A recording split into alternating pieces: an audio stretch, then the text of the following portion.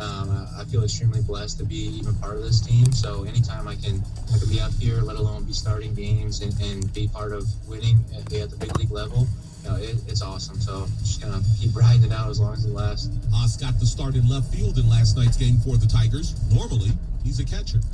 Finals from the Stanley Cup playoffs last night. Colorado beat St. Louis 4-1. The Carolina Hurricanes blow past Nashville 5-2. Boston needs overtime to defeat Washington 4-3. The NBA's postseason officially begins tonight with the first two Eastern Conference play-in tournament games. In Game 1, Charlotte will take on Indiana, while in Game 2, Washington battles Boston. Legendary trainer Bob Baffert was suspended yesterday from entering any of his horses, including Medina Spirit, into any horse race that'll take place in the state of New York, a ban that includes next month's Belmont Stakes. That ban, by the way, stems from Medina Spirit failing a drug test following its win at the Kentucky Derby last month.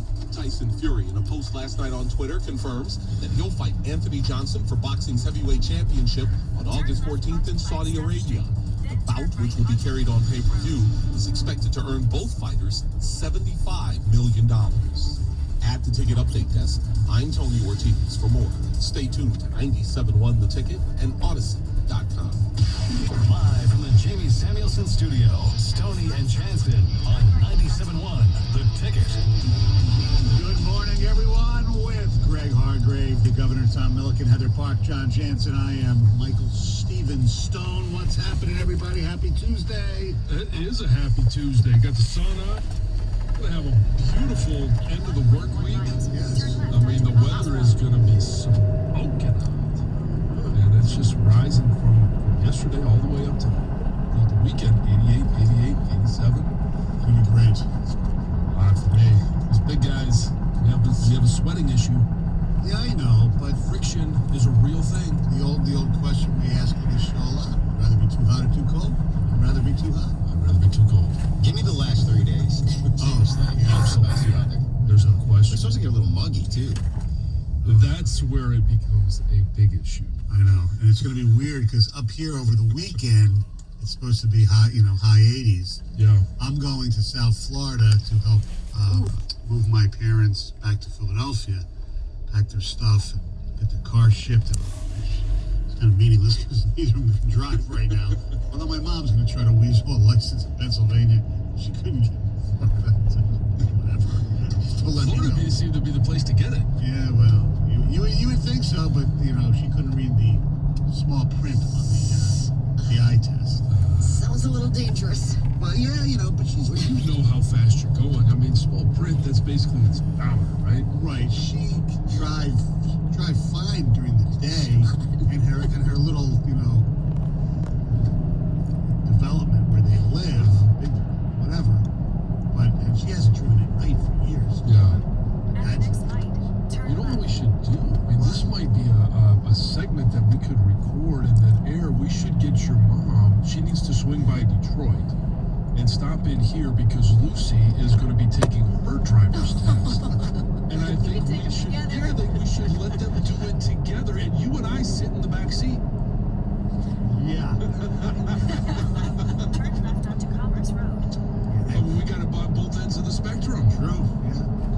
That would be wonderful if they actually lived in the same area. No, I think there's maybe next week for graduation, next year for college graduation for kids.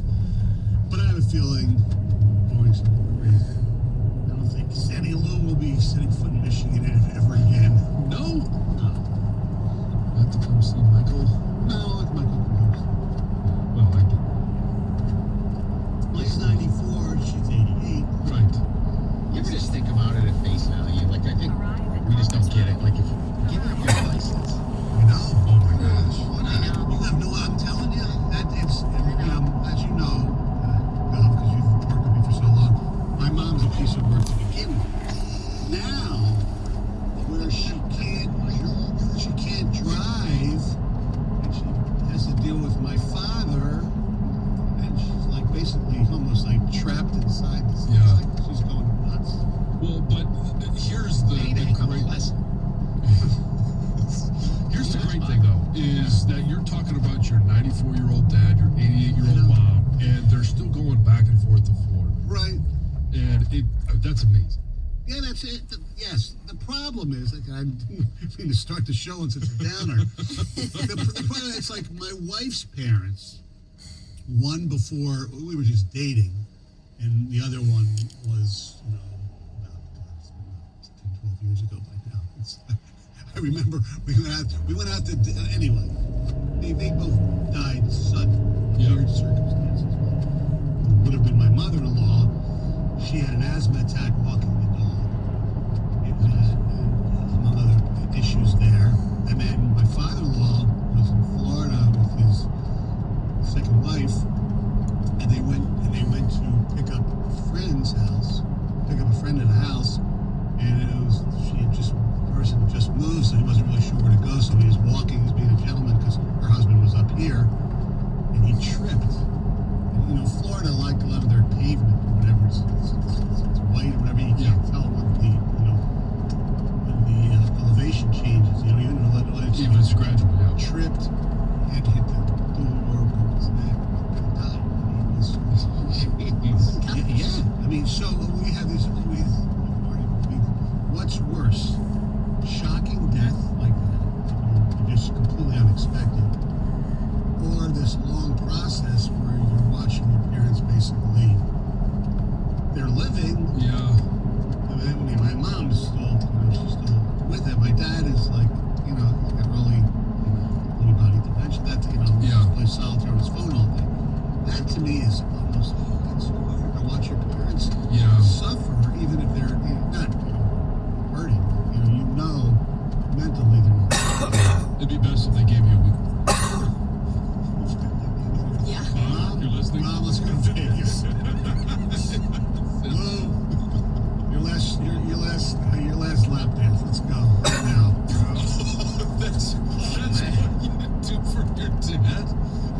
He doesn't want to watch games anymore. You get him a lap dance? I don't know. All right, so here's the deal. All right, we got to pick up the pace here a little bit. It's very not that it's already depressing, but let's get some energy going here. So Stoney used to take go with his dad all the time on his birthday at the strip club, and on his birthday. For Stoney's 3 years, yes. You take him to the strip. I don't know. I think it was at least a solid 10-year run. No, I wouldn't go that far. About a 5-year run. I think We'd be down in Florida, and it'd be my birthday, and then after we'd go to dinner, me, my dad, my brother-in-laws at the time, we'd go to a strip club afterwards.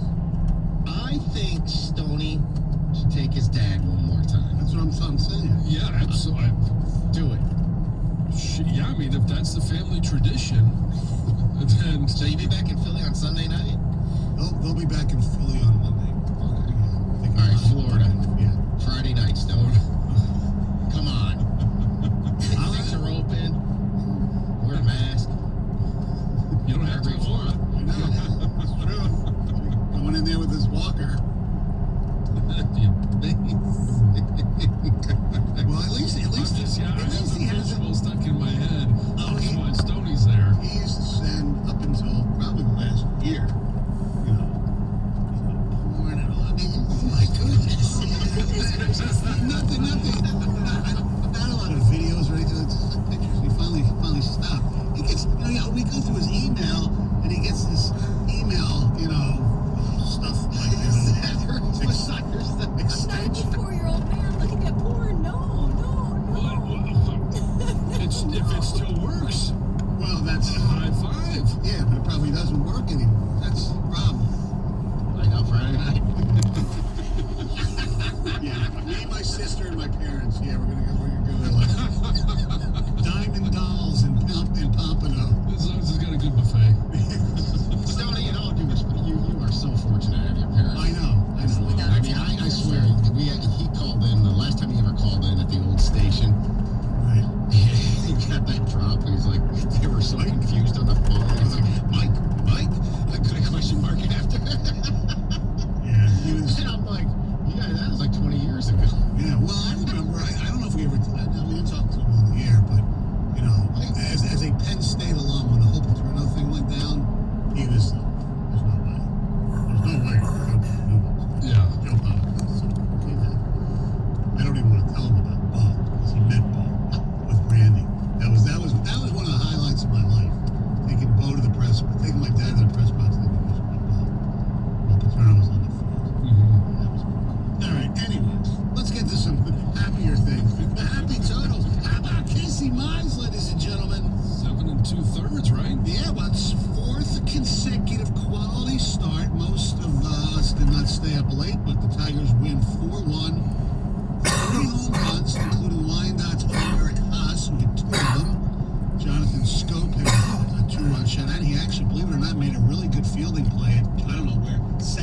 looks like his natural position where he should have been playing all season. Soto came in, got one batter. Fulmer closed the game in the ninth, giving up one hit. But Fulmer's turning into a really, really good closer right now. Really good out of the pen. See how long that keeps up. But the most important thing is Mize, because where he was drafted and the fact that it takes a little bit. People are just really impatient with baseball and all these young players. Impatient with baseball in Detroit more than anything. I know that they're impatient, and we always want our guys to get better, faster. We want them to be great for a long time. But Casey Mize, you can see from the first start that he had last year with 7 strikes, you can see that promise, that everything that they drafted him for, and then it's been this roller coaster, and hopefully the roller coaster, the hills are just not as, the amplitude's not as steep. Right, he's going to get lit up every once in a while. Sure, like every pitcher does. Exactly. What impresses me about Casey Mize right now, get my Cy Young plaque ready, is the fact that it looks like he's learning how to pitch. He's not blowing people away with high heat 90.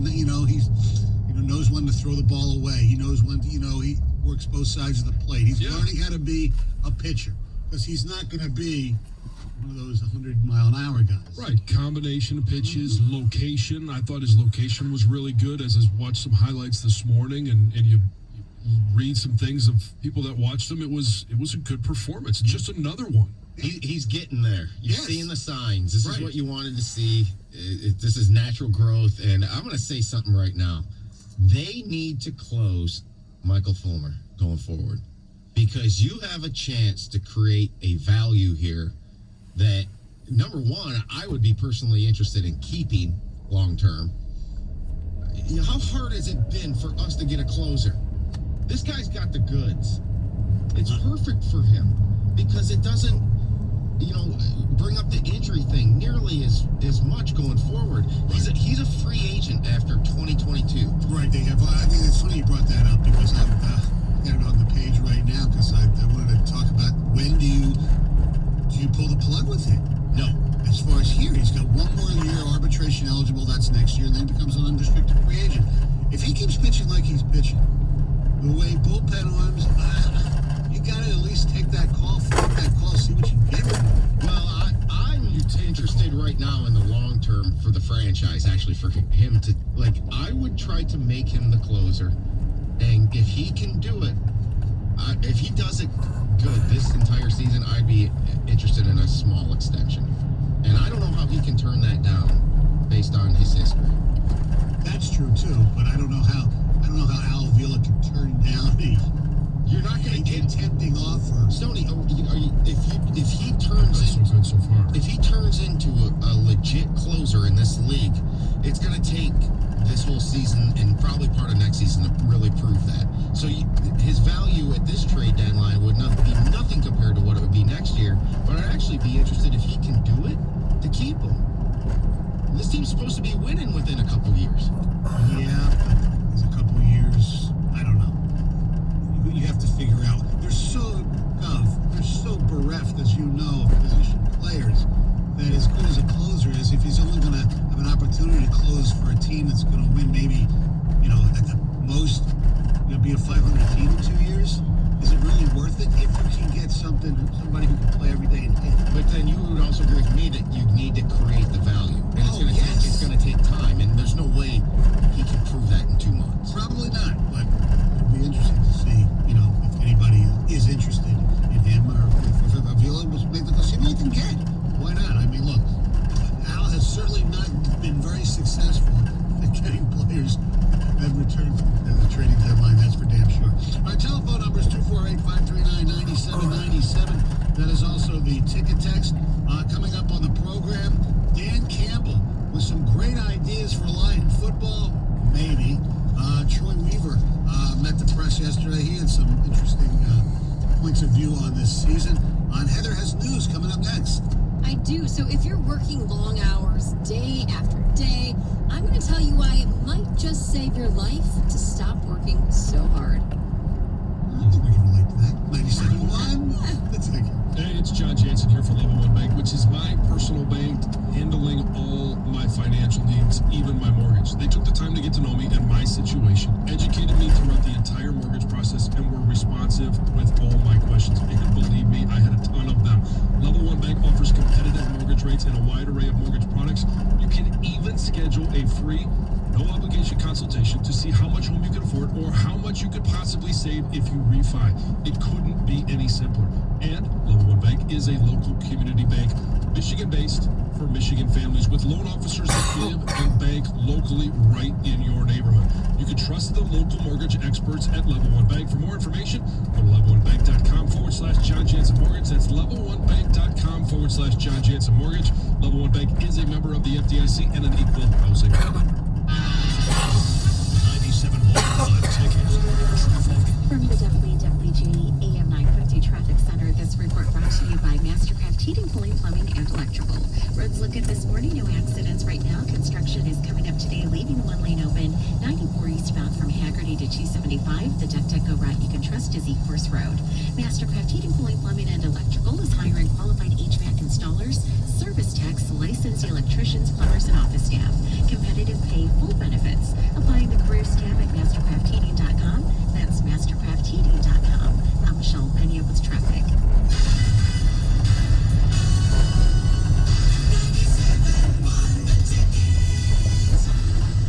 I'm with Applied Imaging customer Scott Bruckman, business manager for Partners in Internal Medicine. Scott, you transitioned to Applied Imaging from a manufacturer-direct relationship. Everything from there just got better.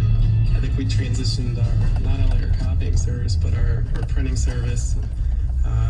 We transitioned quite a bit of business to Applied Imaging because of the